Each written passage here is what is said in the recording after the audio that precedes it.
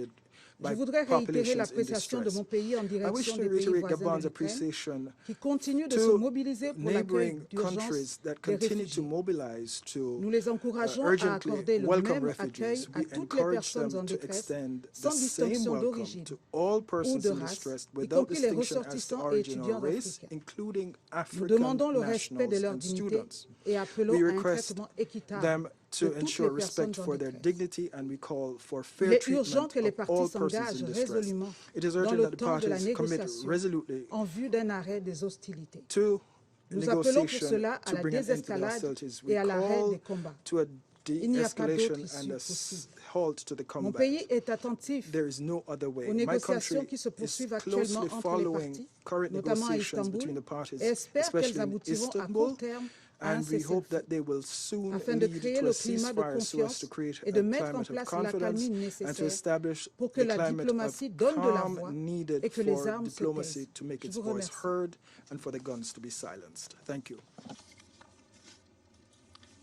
I thank the representative of Gabon for her statement, and I now give the floor to the representative of the Russian Federation. Благодарю вас, госпожа председатель. Thank you, Madam President. Прежде всего выразить признательность и благодарность делегации Объединенных Арабских Эмиратов за gratitude to the delegation of the United Arab Emirates for their presidency in Благодарим the генерального March. секретаря We're also ООН grateful to the Розмари Secretary General, to Rosemary DiCarlo and Martin брифинги. Griffith for their Выслушали briefings. президента We Украины also Владимира listened to the Зеленского. President of Ukraine, Vladimir Zelenskyy. Хотим поблагодарить Мартина We'd like to Гриффитса за thank его Martin визит в for his Москву, visit to в Moscow, которого, насколько мы можем during судить, which, as far as we can у него judge, состоялись полезные he had встречи. some useful meetings and Ему discussions. лучше, чем кому-то ни было известно, Better than anyone else, he should know the efforts that Russia is undertaking организации every single day to гуманитарных organize humanitarian Однако corridors. свои обязательства даже в However, рамках the достигнутых с arrangements помощью reached международных with the help of посредников international целенаправленно mediators выполняет именно is украинская consistently not being implemented by the Ukrainian side. Я не буду вас I'm перегружать not цифрами. going to Подобные overload you сводки with ежедневно figures. You can публикует наше Министерство such обороны. communiques are published every single day by our Отмечу, Ministry of что Defense. I только simply из would like to Мариуполя say в that just восточном out of направлении, Mariupol toward the без east, какого-либо участия without украинской any стороны, participation by the нам Ukrainian удалось уже side, we have спасти managed to save 123,5 тысячи человек. 123,500 people.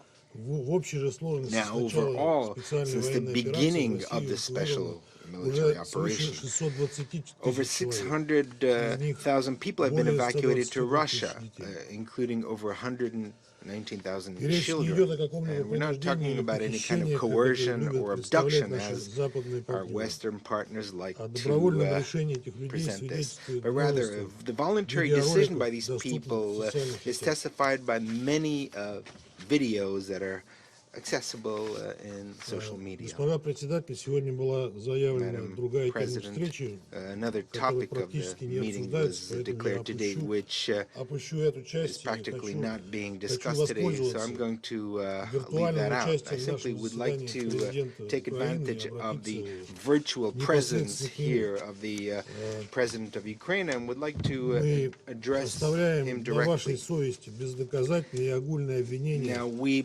place on в your адрес conscience российских военнослужащих, the которые не подтверждаются никакими ungrounded свидетельствами очевидцев. accusations against the об этом Russian вчера military, which are подробно not говорили confirmed by на пресс-конференции. any eyewitnesses. And we spoke about this in detail yesterday at our press conference. Владимир Александрович, мы все Vladimir хорошо помним, как в Alexandrovich, we 2019 all году remember вы были when избраны in президентом 2019 you Украины. were elected as the С president of вашим Ukraine. избранием было связано много Now, there were a надежд. lot of hopes Ведь вы шли tied to на your выборы election с because обещанием мира, you, окончания войны в Донбассе. were, Вас поверило as a русскоязычное candidate, население, права pledged peace которого and вы an end обязались to the защищать. war in Donbass, including the Russian-speaking population, which you pledged to protect. Казалось, вот и та историческая So несправедливость, it когда seemed после that we were майданного переворота on в the 2014 verge of году correcting Украину the стали historical превращать injustice when, as a в result of the злобную Maidan антироссию идет в coup in историю. 2014, Ukraine began to be transformed into a hateful anti-Russia, and that seemed to be on the verge of being turned, that page of being turned. Но этим надеждам However, не суждено было сбыться. those hopes failed to И вот вы уже to презрительно называете materialize, and жителей now you Донецкой и Луганской scornfully call народных the республик особами, the residents of Donetsk and Lugansk People's Republic as a subspecies, вторя вашему предшественнику, который грозил, что repeating what дети your дончан и predecessor луганчан будут гнить в stated, подвалах. who in fact threatened that the residents of the Donetsk and Lugansk will rot in their basements. Вы призываете их And you уезжать are в Россию. calling on them to return, to leave И and вот вы уже to Russia. ополчились And now you've declared war against your native Russian language by introducing, in essence, a linguistic inquisition in a country where Russian is the native language for a minimum of 40% of the population. Today, explosions and artillery rounds are exploding over the entire territory of Ukraine, and not only in the east, where they haven't ceased for the past 8 years. And they're exploding precisely because there was no other way of bringing peace to the Donbass, unfortunately, after you and your subordinates categorically refused to comply with the Minsk agreements. At the same time, by preparing already back in March to solve the problem of the Donbass by military means. In the course of our special operations, we have found many secret orders testifying to this. We're told that there can be no Nazis in Ukraine. However, we know very well that not only are they there, but unfortunately they are running the show. And how can it be any other way when the national heroes of Ukraine are Nazi collaborators Bandera and Shuhevich, who are responsible not only for the Holocaust, but the killing of hundreds of thousands of peaceful Poles, Russians, Ukrainians, and Jews? You simply preferred not to notice Ukrainian Nazis, pretending that they're simply not there. But unfortunately, they are there. And they are very many of them, and among them a lot of young people. How do we know that? Well, they're not concealing it. They have tattoos made, Nazi tattoos. They decorate their clothing with swastikas and other Nazi symbols. They give Nazi greetings, and they're open about it in the social media. There are particularly many of them in the national battalions such as Aidar, the Right Sector, and the Azov Battalion.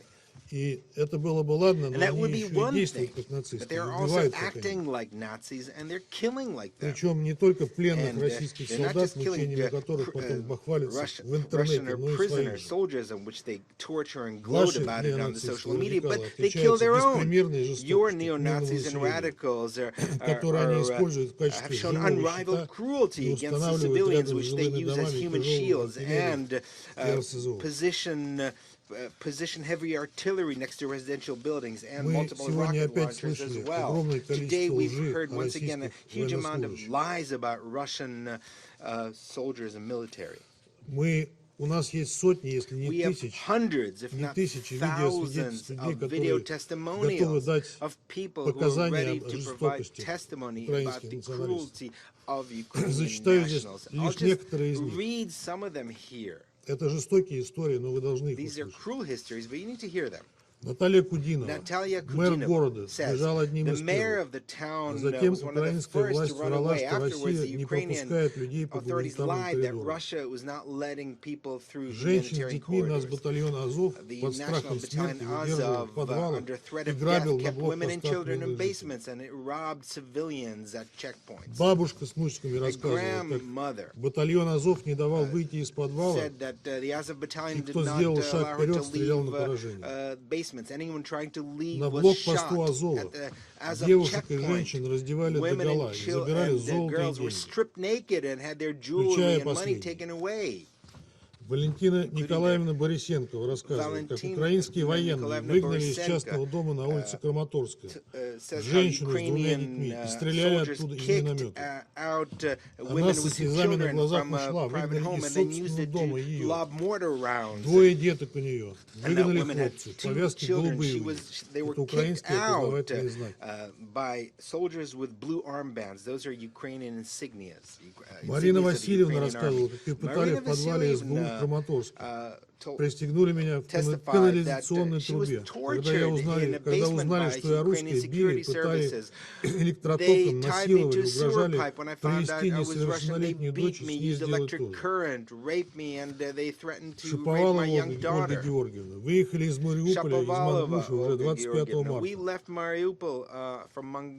Bucha on the 25th of March. Огневые точки ВСУ Firing стояли между positions of the домами и во Ukrainian дворах army школ, were positioned between прикрываясь мирными residential жителями. homes and in the courtyard По of a school. кварталу They used вокруг civilians as драмтеатра cover. ездил In the украинский танк и neighborhood around the производил drama беспорядочные theater, выстрелы. a Ukrainian tank drove Стрельба around, велась по firing жилым домам. indiscriminately, including targeting На территории residential 69-й, buildings. On the 68-й, territory of the 5-й школы 69th, стояли танки. 68th, and the 5th school, Видела своими tanks were глазами. stationed. I saw this with my own eyes. Суппорткина Ольга Madam Сергеевна. Supportkina Olga Школа Sergeyevna, номер this is her 15 в testimony. Мариуполе. And school number С 15 of 25 февраля Mariupol, ВСУ заняли там свои позиции и уехали оттуда 7 марта. Ukrainian armed forces took up Стрельбу оттуда positions and left производили. on the 7th of Наш March. дом They пострадал от directed fire обстрелов. from there. Our building was badly 8 damaged и from the 9 марта shelling. On были the очень 8th and сильные 9th of обстрелы, March, и именно there were целенаправленно было intense по домам. shelling, intentionally targeting Украинских военных спросили, residential зачем homes. они это делают. Ukrainian soldiers were asked Ответили, why что they were пока doing it. They весь русский replied дух that не until they уничтожат, destroyed the entire будут Russian находиться spirit там. in whole, they will Мародерство с их remain стороны there. началось сразу. They started looting Разграбили все immediately. They магазины. plundered all the shops. Эвакуироваться нам помогли войска And it was ДНР, довезли нас the до forces Мангуша. of the Donetsk People's Republic that helped evacuate us and Есть еще drove us множество to Mangusha. душераздирающих There are историй. many other Есть до heartrending смерти замученные stories. русские и украинцы There с are вырезанными свастиками на груди. Russians and Ukrainians tortured to Есть death with убитые мародерами и swastikas burned into their преступниками, chests. которым There раздали are оружие. Мирные граждане и looters иностранцы, and гибель которых руководство Украины, criminals вопреки фактам и здравому смыслу, you пытается distributed свалить weapons на to. There are civilians российских военных. and foreigners Я говорил who об are этом, held еще раз hostages. скажу. And in spite of Это all factual подлость. evidence and common Это sense, you're подлость trying думать to о lay the том, что blame for российские their death военнослужащие on the Russian способны на military. то, в чем This это обвиняют. is absolutely unacceptable. The fact that you even А consider that теперь Russian еще есть и откровенные military would be преступные capable of постановки this. с And мирными now we're украинцами, seeing убитыми своими blatant же criminally радикалами, staged с тем, events чтобы with улучшить the геббельсовские Ukrainian традиции, как обвинить их в civilians смерти who were killed российскую by their армию. own radicals in the best traditions of Убиты в Goebbels тех to районах, которые accuse the российские Russian army. войска оставили после Those обнадеживающих killed in the мирных areas from which the многих Russian мирных forces переговоров withdrew after страны. encouraging peace negotiations in То есть Istanbul. теперь выясняется, что зря So now it оставили. Я turns говорю out прежде that we всего о shouldn't Буче. have withdrawn. I'm talking about Я Bucha first понимаю, and foremost.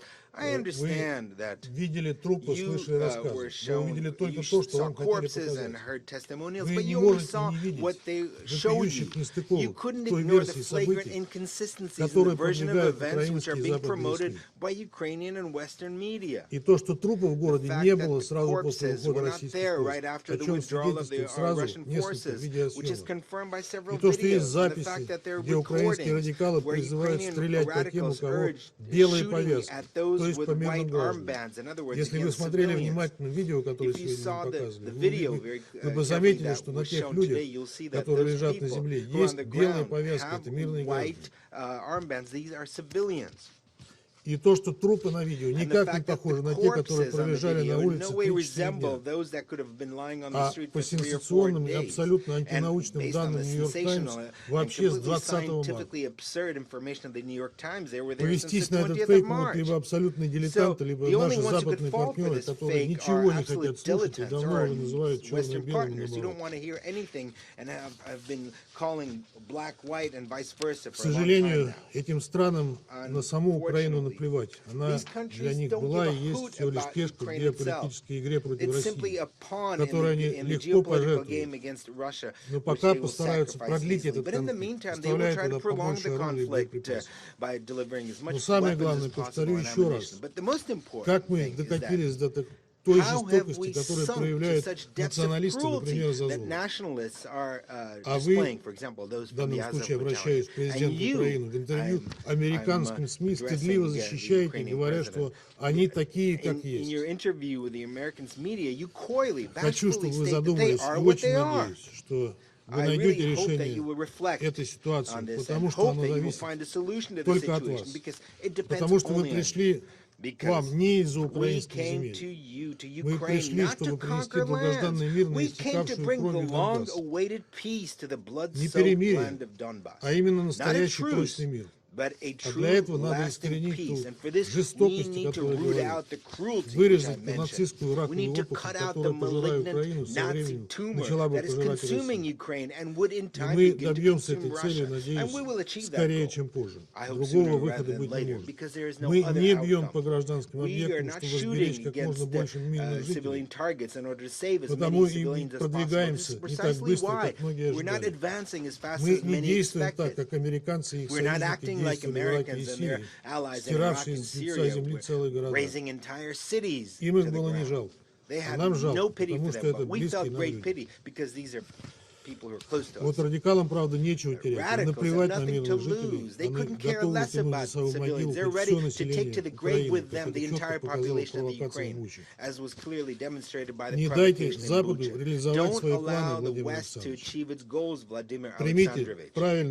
Make the right decisions that are needed for your country, because the West is ready to fight in the Ukraine until the last Ukrainian. Make that decision now, because the real, the real situation on the front. Later, it might be too late soon. Thank you very much for your attention. I thank the representative of the Russian Federation for his statement, and I now give the floor to the representative of Ireland. Thank you very much, Madam President, and I'd also like to thank the Secretary-General and our other briefers this morning. I want to express a very warm welcome to President Zelenskyy being with us this morning. President Zelenskyy, your courage, your leadership, and the courage of the Ukrainian people are an example to all of us. Secretary-General, on the 24th of February, as Russia launched a large-scale invasion of its neighbour Ukraine, you told the world that Russia's action was wrong, that it was against the Charter, that it was unacceptable. We agreed with you. However, you also told us that this invasion was reversible and called on President Putin to end this war to save innocent lives. We echoed those calls. Sadly, 40 days later, our call has been left unanswered. Instead, over the last 40 days, we have witnessed unprecedented levels of destruction and human suffering. We are watching cities pounded by Russian artillery. We are seeing millions forced to flee their homes, seeking refuge from Russian aggression. Just minutes ago, here in this chamber, we have seen the utterly shocking images of civilians lying dead in the streets of Bucha and elsewhere in Ukraine. Some, we know, are piled into improvised mass graves. Simply harrowing. So many innocent lives lost on our watch as our pleas for peace go unheeded. The attempts here today to deny Russian culpability are frankly appalling in their cynicism, and I see them as an insult to the memory of those slaughtered civilians. Madam President, we roundly condemn the atrocities reportedly committed by the Russian armed forces in a number of occupied Ukrainian towns. The images from Bucha and other towns in the Kyiv region liberated by Ukrainian forces are horrifying. We here cannot suspend our humanity. Our thoughts, first and foremost, must be with the families of those killed.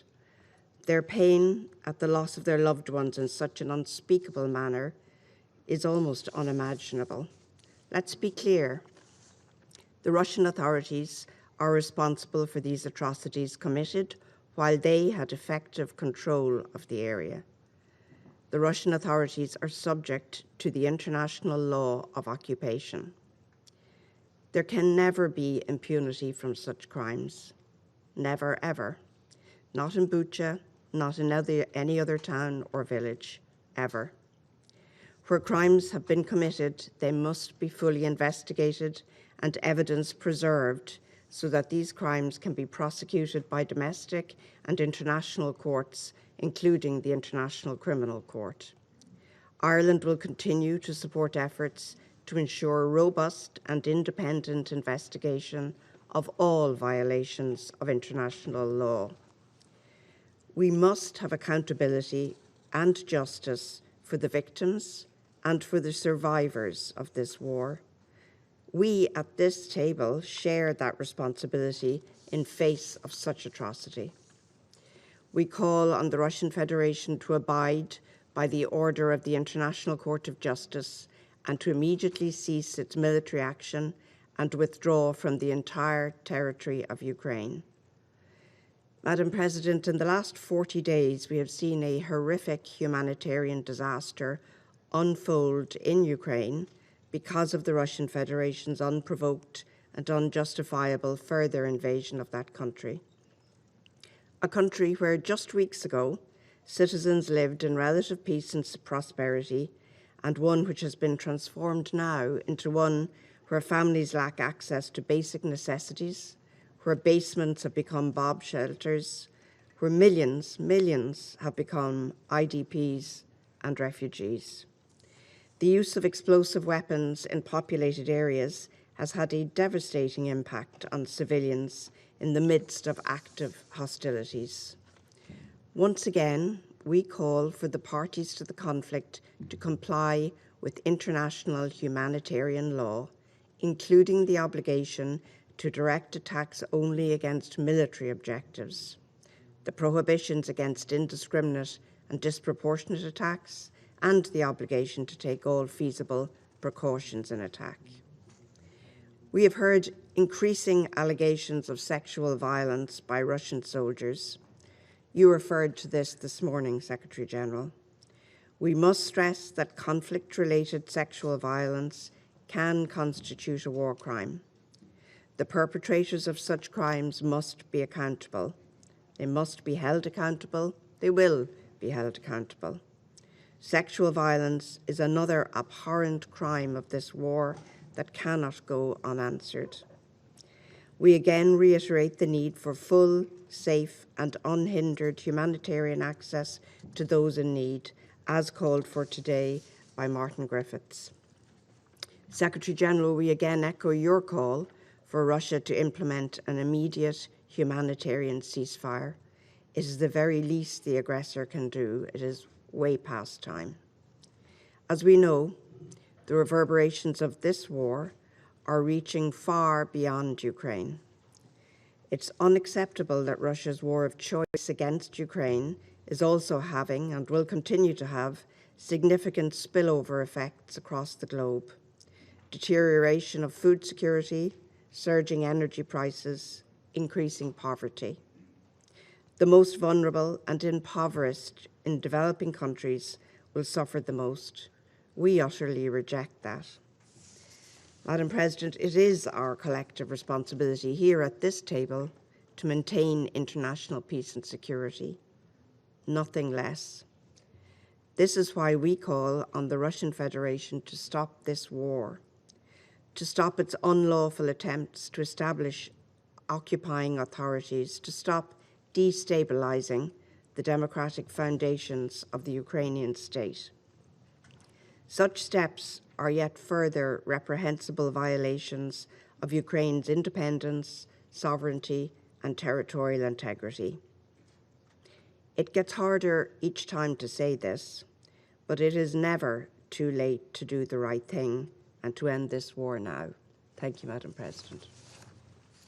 I thank the representative of Ireland for her statement, and I now give the floor to the representative of Brazil. Thank you, Madam President. Let me start by thanking Ambassador Nusseibeh, along with her team at the UAE mission, for competently navigating the work of the Security Council in March. I welcome His Excellency, Mr. Volodymyr Zelenskyy, President of Ukraine, in the Council today.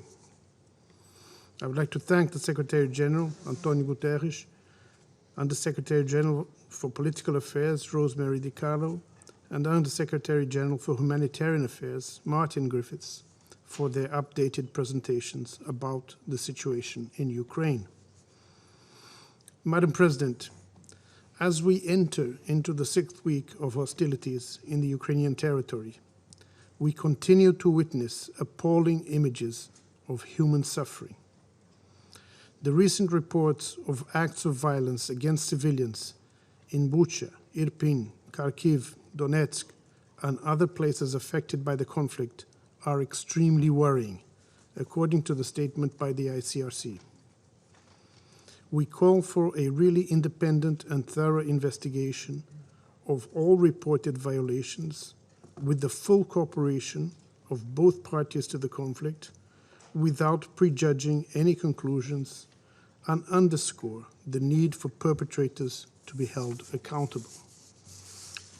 The international community is witnessing for too long appalling scenes of destruction of once peaceful cities, with shocking images from the conflict and the desperation of thousands of civilians trapped in the battlefield, with no food, no water, and no electricity. Once again, we renew our pleas for a broad, effective, and immediate cessation of hostilities in Ukraine. Only after the silence of the guns and the withdrawal of troops are achieved will it be possible to halt the immense costs of human suffering this conflict has brought. Madam President, the General Assembly has recently adopted a resolution on the humanitarian situation in Ukraine. As we said on that occasion, the General Assembly could not become a bystander of the shocking consequences of the conflict. And, as we added last week in this chamber, neither can the Security Council.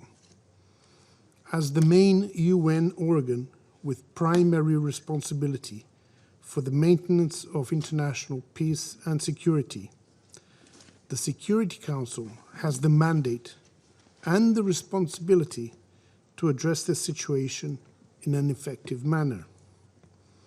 Nevertheless, our assessment is that the Security Council is failing in its role to help in supporting efforts to foster a constructive dialogue between the parties, with the aim of brokering an effective peace settlement to this conflict. We deeply regret that the Security Council has not been able to speak with one voice throughout the crisis. Promoting compliance with international humanitarian law, protecting civilians, calling for peace. These are objectives that should unite rather than divide us. We should strive to create the conditions for, on the one hand, invigorating the political negotiations, and, on the other, reaching an understanding on practical measures to minimize human suffering in Ukraine. Civilians wishing to flee the hostilities must be able to do so in safety, and those who decide to stay cannot become targets of attacks. In the same vein, parties must grant safe passage to relief consignments to those in need.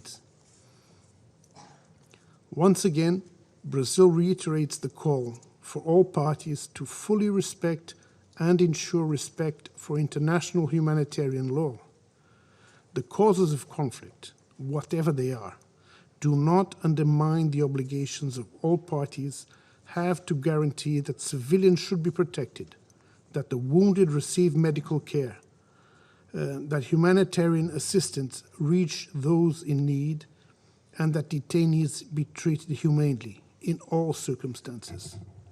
There must be no politicization of humanitarian actions, nor selective application of international humanitarian law. Also, geopolitical objectives must not supersede the endeavor for peace, nor prolong the human suffering caused by war. Madam President, this conflict and its associated sanctions, apart from the enormous human suffering and devastation caused in Ukraine, is having spillover effects in the entire world, especially through increased prices of oil, gas, grains, and fertilizers, among others. Food insecurity has become an even greater threat to the world's poorest people, above all in developing countries. The longer this conflict persists, the higher the risk of further instability, hunger, and devastation in Ukraine and around the world.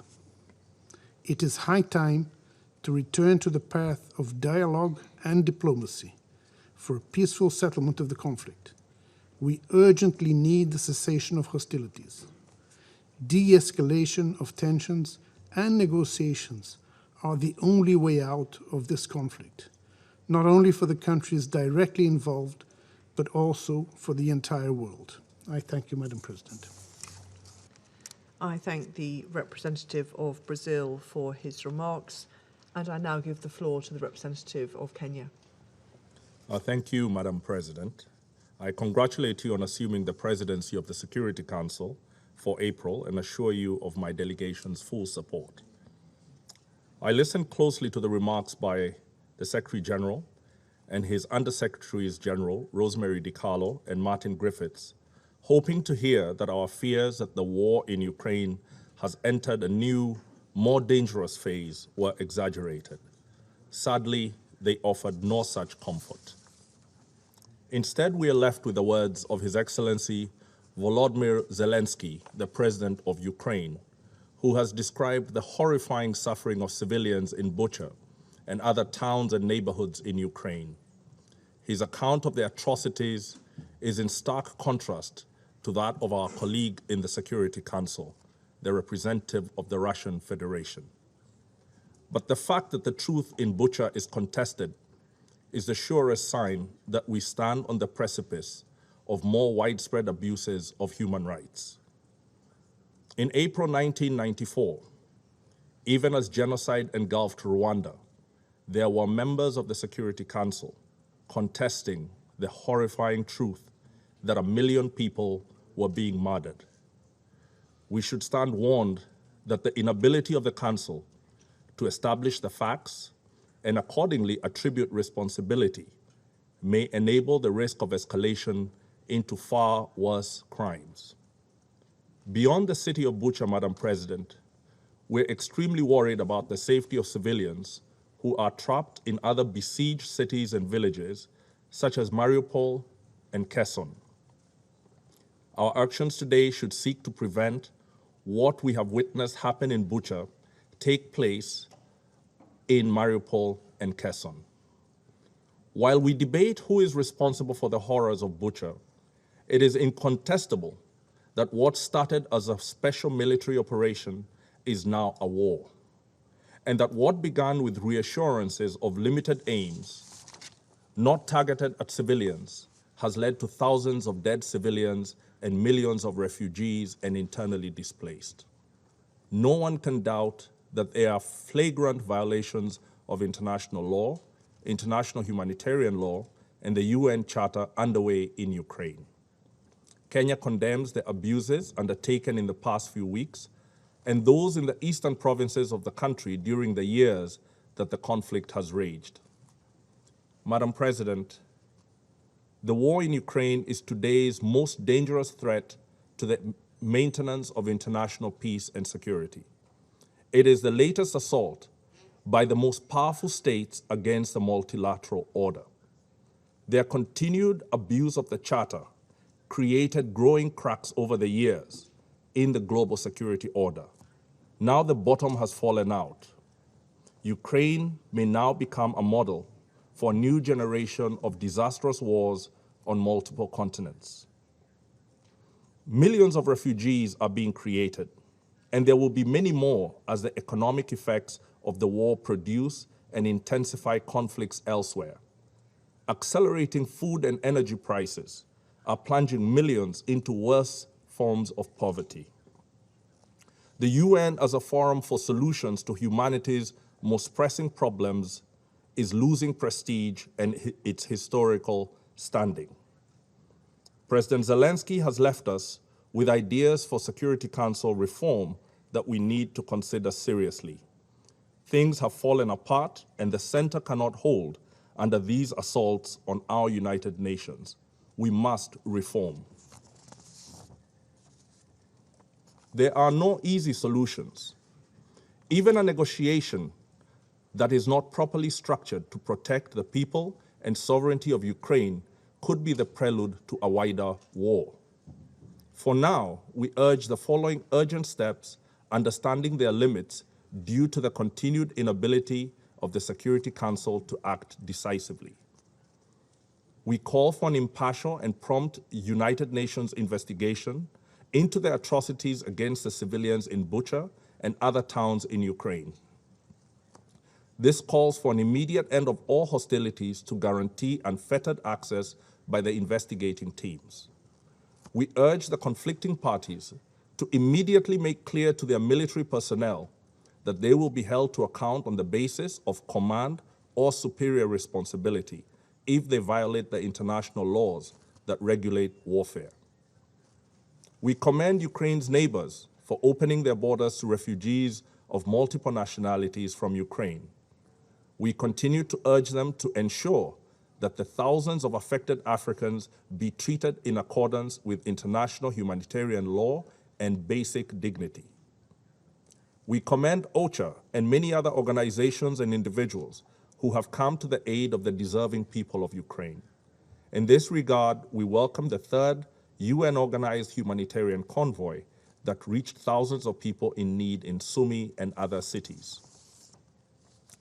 We call for the urgent activation of safe passages with no restrictions and call for unimpeded humanitarian access to the many in need, particularly those in Mariupol, Kherson, and other besieged cities. We also urge the Security Council to reassure the world of its relevance by approaching the other conflicts with renewed vigor. The humanitarian crisis caused by conflict in Afghanistan, in Haiti, the Horn of Africa, the unfolding situation in the Korean Peninsula, Lebanon, Libya, Myanmar, Palestine and Israel, Syria, Yemen, and the Sahel deserve our urgent attention. We look forward to the Secretary General rallying the international community to deploy resources to cushion the most vulnerable from the effects of the conflict in Ukraine. We reiterate our call for the cessation of hostilities to allow humanitarian operations under clearly defined contact lines and humanitarian passages. Madam President, I finish by reaffirming Kenya's recognition of the inviolable rights of Ukraine to its sovereignty, territorial integrity, and political independence. I thank you. I thank the representative of Kenya for his statement, and I now give the floor to the representative of Mexico. Señora Presidenta, le deseamos éxito durante su presidencia este mes y reconocemos el trabajo de Emiratos Árabes Unidos en la conducción del Consejo de Seguridad el mes pasado. Agradecemos las presentaciones del secretario general y de los subsecretarios Carlo y Griffiths, y reconocemos la participación del presidente Volodymyr Zelenskyy en esta sesión del Consejo de Seguridad. Le hemos escuchado con la mayor atención y con el respeto que nos merece su investidura. También hemos visto con horror las imágenes que nos ha compartido. Son el mural de Guernica, recreado una vez más con víctimas civiles. Desde hace 6 semanas, el mundo sigue con consternación las consecuencias devastadoras de la invasión de Rusia sobre Ucrania. A través de 2 resoluciones de la Asamblea General, la comunidad internacional se ha pronunciado de manera contundente, deplorando dicha invasión, exigiendo el cese inmediato de las hostilidades y de cualquier ataque contra la población civil o la infraestructura de carácter civil, y ha señalado la urgencia de que llegue la asistencia humanitaria de forma expedita, segura e irrestricta. La Corte Internacional de Justicia exigió también la suspensión inmediata de las operaciones militares en territorio de Ucrania. Toca a las Naciones Unidas actuar como garante del cumplimiento de las decisiones de la Corte. Todos los mecanismos de solución pacífica de las controversias que establece el derecho internacional deben canalizarse hacia ese objetivo común. Lamentablemente, las hostilidades continúan y las afectaciones civiles aumentan, y junto con ellas aumentan las necesidades humanitarias de la población, incluidas cada vez con mayor urgencia la de los refugiados y los desplazados internos. Las imágenes de las calles The flood of Bucha y en images of the otras streets ciudades of Bucha que han and other circulado cities profusamente en los circulating últimos in días recent han days have conmocionado al moved the mundo. world. Condenamos de manera We enérgica las strongly atrocidades condemn que en the ellas se atrocities reflejan. captured in those No hay images. absolutamente There is nada absolutely que las nothing justifique. that can justify them. Proteger a la población civil Protecting the es civilian una population responsabilidad is irrenunciable an de la undeniable comunidad responsibility internacional. borne by the international community. Como lo ha señalado la alta As comisionada the para High los Derechos Commissioner for Humanos, Human Rights pointed las out, graves violaciones al derecho internacional humanitario gross y al derecho international internacional de los derechos humanitarian and humanos international obligan human a rights mantener law la violations posibilidad de compel que us efectivamente to consider the se haya possibility that incurrido war en crimes may crímenes de guerra. indeed have been committed. México respalda Mexico cabalmente la stands declaración del secretario strongly general and resolutely by para que the se Secretary realicen a la General's brevedad statement calling for investigaciones prompt, imparciales que permitan impartial identificar responsables investigations leading to y una the eficaz identification of rendición de perpetrators cuentas. and effective accountability for Igualmente, them. seguimos con atención el By trabajo the de same la Corte token, we will be Penal closely following the work Internacional of the International y Criminal Court, apoyamos al fiscal and we support que se the encuentra en proceso prosecutor de investigar who is supuestos now in the crímenes process of internacionales investigating cometidos en allegations of Ucrania, international crimes committed así in como a la Ukraine, Comisión de as Investigación well as Independiente the creado independent con esos mismos international commission propósitos of por el inquiry Consejo de established for Derechos the same Humanos person de la by ONU. the United Sus Nations informes serán Human Rights Council, determinantes. and their Las reports will consecuencias be de esta guerra han decisive. sido The terribles. consequences of this war have Su been impacto dramático horrifying. tendrá también efectos Its graves en el tragic mediano y el largo impact plazo, will no solo en la produce región, serious sino en todo el effects resto del in mundo. the medium and long term, not Como lo only ha the dicho region, con but throughout claridad the el rest of the director world, as ejecutivo was del Programa clearly Mundial de stated by the Alimentos. executive director of the World Food Millones Program. de personas Millions of pagarán en people carne propia will el precio de pay este conflicto. Habrá themselves the escasez toll de alimentos in básicos this en muchas conflict. regiones Supplies of basic food que items ya de por will sí run short in many eran regions where inseguras they y are frágiles. already insecure and Con fragile. todas las dificultades Now, que implican given y la all the urgencia que conllevan, difficulties los esfuerzos de la that comunidad this internacional para hacer implies frente al drama and the humanitario urgency son ensuing, solamente the efforts of temporales. the international La community to solución de tackle fondo the humanitarian es, tragedy are como aquí only se ha dicho, temporary. un The solution, cese as it has inmediato been de las said, hostilidades is y an un acuerdo immediate end to político the que restaure la hostilities negociación and a por political la vía agreement that diplomática. restores Apoyamos diplomatic decididamente las negotiations. gestiones del We are subsecretario Griffiths resolutely para in acordar support pausas of humanitarias que Undersecretary General permitan crear las Griffiths' condiciones en el initiatives to terreno broker humanitarian para que llegue pauses con mayor to fluidez pave the way la asistencia for humanitaria. smoother delivery of humanitarian México assistance. reconoce y Mexico encomia el trabajo de appreciates todos los and actores commends the work humanitarios of involucrados en all Ucrania, humanitarian actors así como la involved in solidaridad Ukraine, de los países as well as vecinos the que han solidarity recibido a of neighboring millones de countries that have refugiados received y millions los of esfuerzos de refugees mediación and the de mediation distintos países efforts of y diferentes various actores. Esperamos actors que and este countries. Consejo, It is our con hope apego that this estricto council al derecho will internacional, fulfill its al derecho responsibility to internacional contribute humanitario effectively y al to derecho putting an internacional end de los to the derechos war and humanos, restoring peace, cumpla con and su to do so responsabilidad in y strict compliance contribuya with international efectivamente law a and poner fin a la international guerra y a humanitarian restaurar la law, paz. and Gracias, put an end Presidenta. to war and restore peace. Thank you. I thank the representative of Mexico for his statement, and I now give the floor to the representative of India.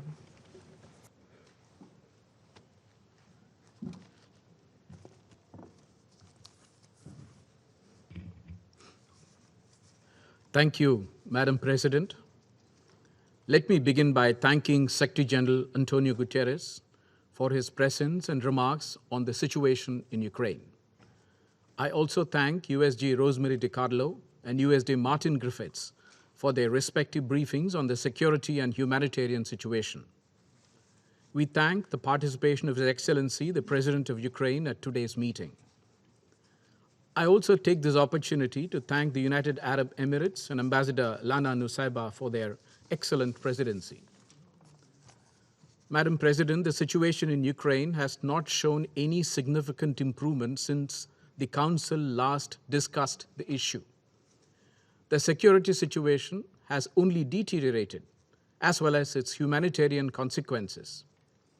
Recent reports of civilian killings in Bucha are deeply disturbing.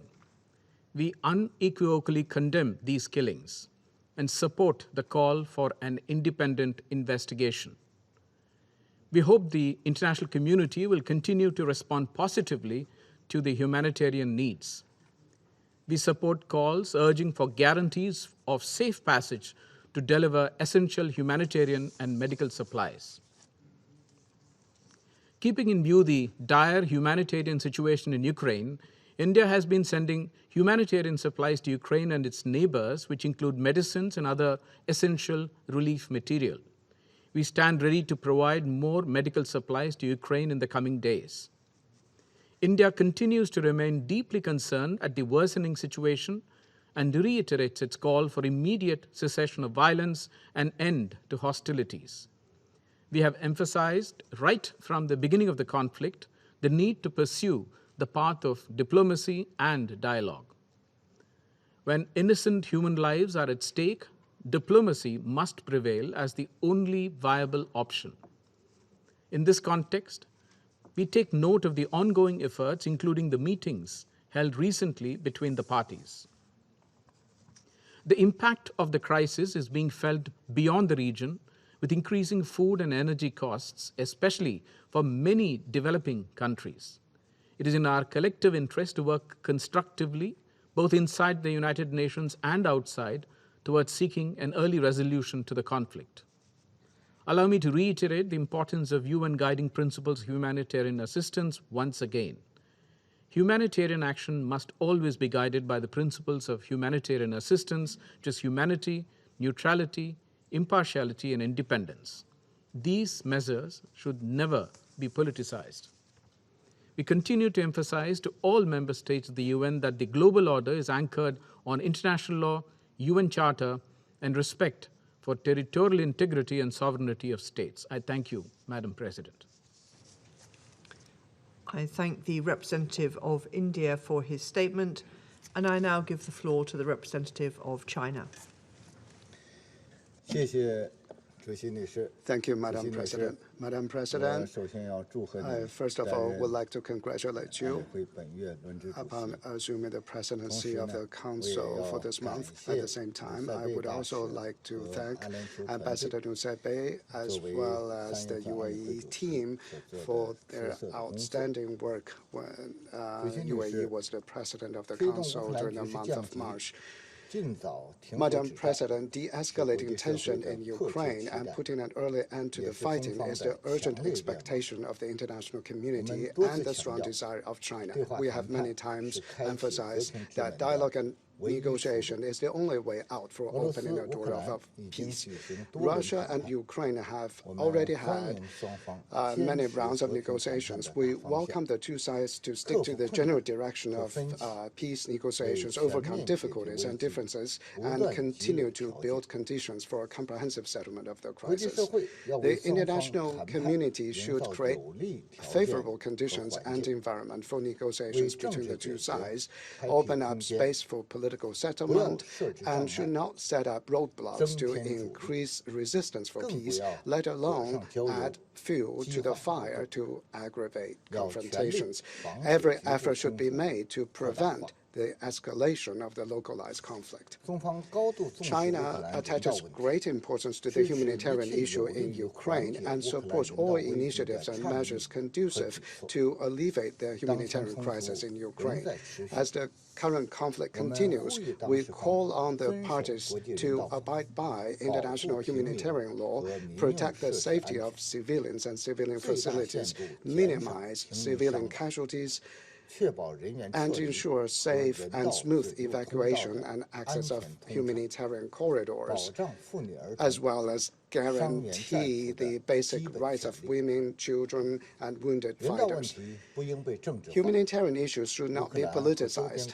The humanitarian needs of Ukraine and its neighboring countries are enormous. International humanitarian agencies should maintain neutral and impartial should maintain neutrality and impartiality, actively mobilize and coordinate more resources, and make unremitting efforts to save lives and protect civilians. China has provided and will continue to provide humanitarian assistance to Ukraine and its neighboring countries.